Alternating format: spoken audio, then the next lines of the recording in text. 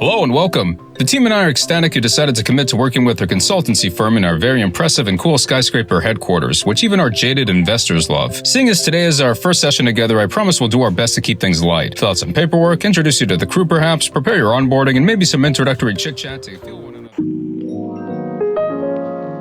In the last year or so of Earthbound Hell, I've come across a curious social phenomenon I think you and I have to dig into since we're still mired in a time where anything could happen. Let's introduce a tragic hypothetical scenario in which you and another party are faced with the mutual loss of a loved one. Naturally, since you are both experiencing loss, you might be inclined to try to find connection with that same person. Hey, how are you holding up? You might ask with sensitivity and concern, you thoughtful and nakedly decent cherub. However, your vulnerability is struck down by their front of stoic indifference. They might say, I'm just keeping busy, I'm just working 76 hours a day, just trying to keep busy. They wouldn't want us to be sad now, would they? Or maybe they respond with, enough about that, let's talk about who is the best James Bond and why is it Roger Moore. Now, we already know Roger Moore is the best James Bond, and the numbers and fossil data has proven this time and time again, and there's no disagreement to even be derived from this scenario. But more to the point, it can be incredibly difficult to find connection when we're grieving because people often avoid it the best they can. This grief avoidance reveals how these individuals might not be equipped with the emotional tools to work through these psychological wounds. But then we are left feeling both isolated and like a sad clown with our pants down when our frown is kicked out of town. The fact is, we can't cheat death, and neither can we cheat grief. But what do we do now? When we can't find empathy in our lives, outside forces will tell us we need thicker skin. But maybe the reality is that it has more to do with our environment. That is to say, we are operating with a deficit in the compassion we have available. In some other cultures, grieving is done very ritualistically and publicly during such times to ensure the process of healing can begin. We can even see studies and stories through social media of animals mourning and other times helping us grieve through providing deliberate attention and comfort. If you tell a cat you're in mourning, they're not inclined to say, look, I don't know what to tell you, but I can hook you up with my wife's cousin who just got out of prison. They can probably trade you some Xanax for your mother's jewelry. He's not a bad guy, but fair warning, he might also kill you. If he kills you, you can't say I didn't warn you, so leave me out of it. But he's not a bad guy though. Meow meow meow purr. So it is abundantly clear that our grief must be given voice somehow. How, you ask? Well, that's an outstanding question, my beautiful patron, my darling angel. Perhaps you've signed an agreement to work with us because you're in search of such connections that might be otherwise unavailable. And so this is what we'll provide for you today. In the comments section below, feel free to relate any memories or thoughts about a departed person, pet, or even a possession, while of course omitting any identifying information. And I'll reply to every single one with the best of my ability and availability. We'll work together to acknowledge something coming from a very real place. Please don't mistake this as a selfless act of human decency, but the kind of dedication you can expect from our #1 rated service on